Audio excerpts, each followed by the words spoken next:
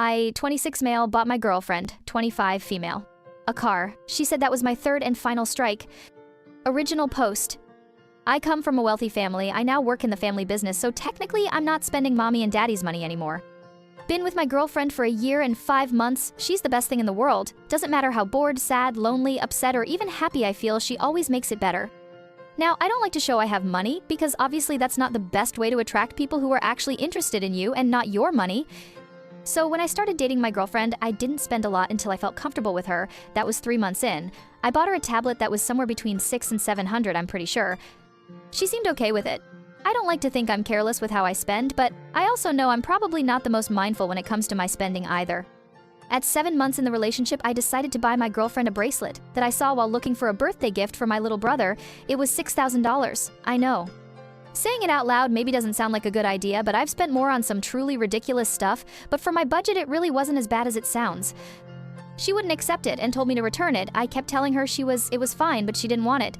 I told her to give it to her sister as a wedding present. She said no. Later she told me that me buying her that was a red flag.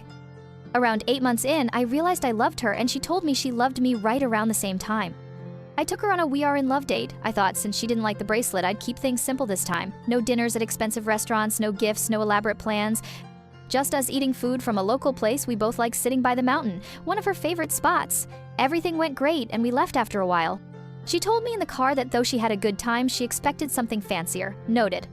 4 days ago, she turned 25. I bought her a car. At this point, we've been together 1 year and 5 months, are in love, talk about our future together, so I assumed it was okay to get her such a gift, but apparently not. She thanked me in the moment, but when we went back to her place, she told me that was my third and final strike, that she thought I wouldn't do something like that again, only this time even worse. She said she doesn't know what I can do to fix things. We aren't broken up, but aren't talking to each other either. I guess the tablet was the first strike? When I buy these gifts, I make it clear I don't expect anything back so she doesn't feel like she has to keep up. I never liked receiving gifts. I told my parents to stop when I turned 10. She's important to me, and I guess I can be materialistic, but I like to buy nice stuff for people I care about. How do I fix things? Now for the comments before reading the update. Comment 1. It sounds like there's zero communication here. Did you two ever sit down and talk about money problems? What is considered acceptable and what isn't? Comment 2. Not that exact conversation. The way I understood it was the bracelet was too much too fast. By time her birthday rolled around, I honestly thought I'd be okay. She's financially independent. She takes care of herself, so when we did talk about money, it was never what was acceptable as a gift or anything like that. Comment 3. So here's the thing. Receiving expensive gifts, especially early in the relationship, can make someone feel lesser than their partner. If she couldn't afford these on her own or as easily as you can, it might make her feel like shit, both because she can't reciprocate and because it can feel as though she isn't as independent as she'd like. Sometimes it's just a feeling of being uncomfortable with anyone spending that much money in general. Even more true if she grew up middle class or lower. This is where communication comes into play. Y'all need to sit down and have a conversation about money. She might never like expensive gifts. It might just be how she is. Y'all need to discuss it in detail to figure it out though. Also, it sounds like your girlfriend might like expensive experiences instead of things, judging by the way she said she expected something fancier for y'all's anniversary. As someone that came from a family that had to budget everything, the idea of someone gifting me a $6,000 jewelry item or a car makes me a bit uncomfortable. While it's not a bad financial decision for you, it would be for me, and it's hard to get past that feeling. Comment 4. I agree with everything you said. If I was with a dude that dropped money like that, I would feel like he's trying to be my sugar daddy, and I would feel guilty that I could never reciprocate gifts in the same way. I once made my husband return a pair of $700 earrings because that was all too much to spend on some baubles. I just want to sell a $6K bracelet and drop that cash on my student loans. Now, if I were in that situation and able to talk about it, I could imagine being open to expensive experiences. Those are something that happens together as a couple and will create memories that last forever. A piece of expensive jewelry or a car is just a thing that has no inherent representation of love. Now for the update. Okay, so yeah, I asked her could we just sit down and talk. She said she doesn't want expensive gifts for multiple reasons. She felt like she'd be indebted to me, felt like a gold digger, and felt like she could never do anything like that for me. She said it'd be okay if I occasionally brought her some chocolates or flowers. I apologized and told her that I enjoy making people happy, but I clearly wasn't accomplishing that by buying her stuff. I didn't consider the person receiving the gifts. I also expressed I didn't like a having strike system in place that I was unaware of. She said from now on she will just tell me when I do something that she has a problem with, and that it was unrealistic of her to expect only 3 issues through the course of an entire relationship. Someone commented that if after buying her those gifts did I hope if even a little she would be less likely to break up with me. The truth is yes. But that's in everything I do. If it's making her breakfast in bed, coming over and doing all her housework, or just rubbing her back or scratching her hair, I want to be the best partner possible. I hope that every single thing that I do makes her less likely to break up with me, because I love her and I want to be with her forever. I also asked about the fancier date comment. She said that was her expectation. That she wasn't disappointed, but kind of saw it as an occasion where I could have splurged a tiny bit but certainly didn't have to. She said we can find a medium because she knows what she considers a lot, and what I consider a lot is different. That $6,000 for me and for her were very different. That a car for me and for her were very different. Speaking of, I now more than ever acknowledge the difference between my upbringing and those around me.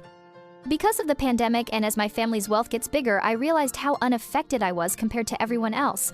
And still, I want to do what I've always done. I say to my girlfriend that I'm interested in buying something for myself.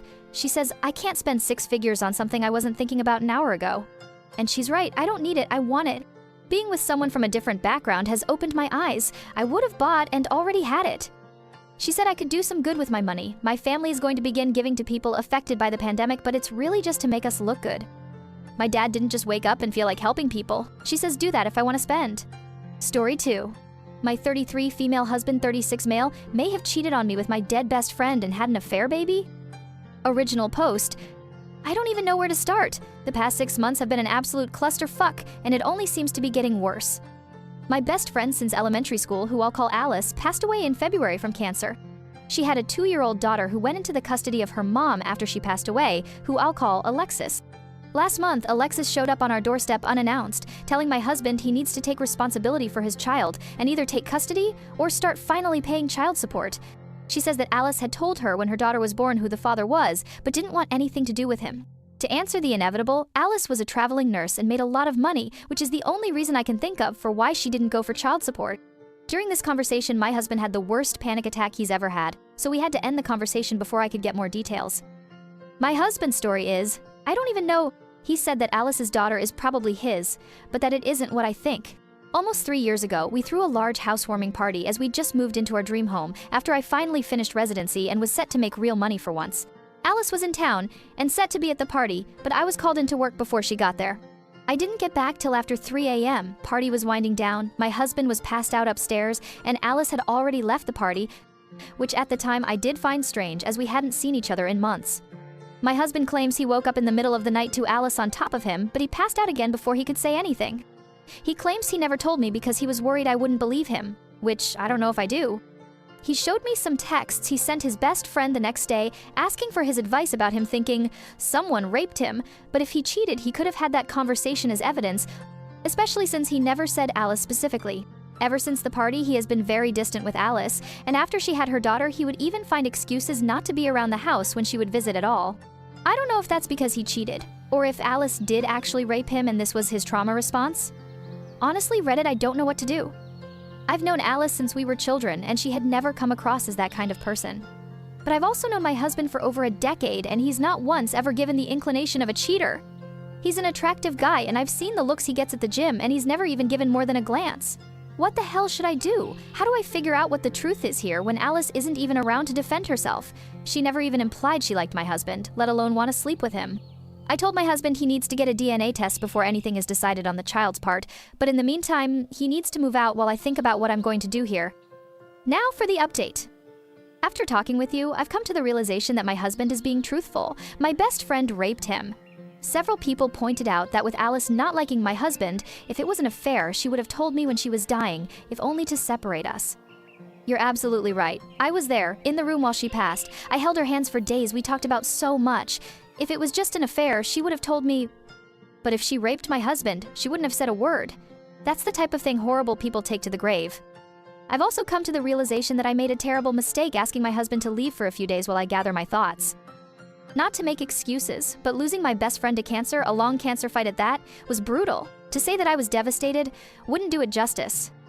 That it happened only 6 months ago, I'm still feeling it every day.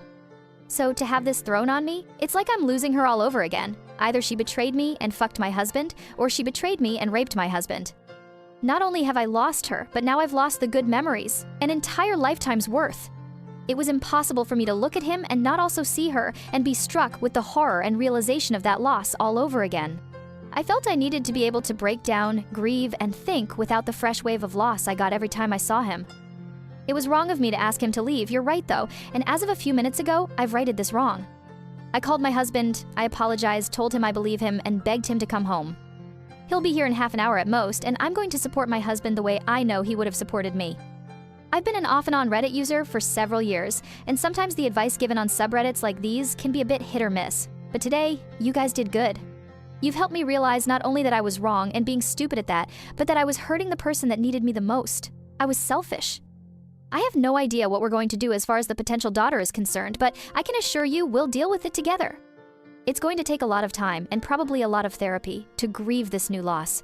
I feel numb now, as though I'll never cry again. My best friend raped my husband, which means she was no friend of mine. She flaunted it, coming to my house, sitting with me, and gabbing.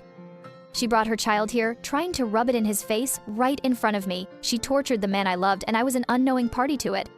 I feel sick to my stomach over how many times she came over just to hold it over him. I'm honestly at a loss on how to make that up to him. If you all have any ideas, please feel free to give them to me. I think I'll need all the help I can get. Tomorrow, I'm going to take a leave of absence from work just until we can figure out our next steps and we can get our heads on straight. Thank you, everyone.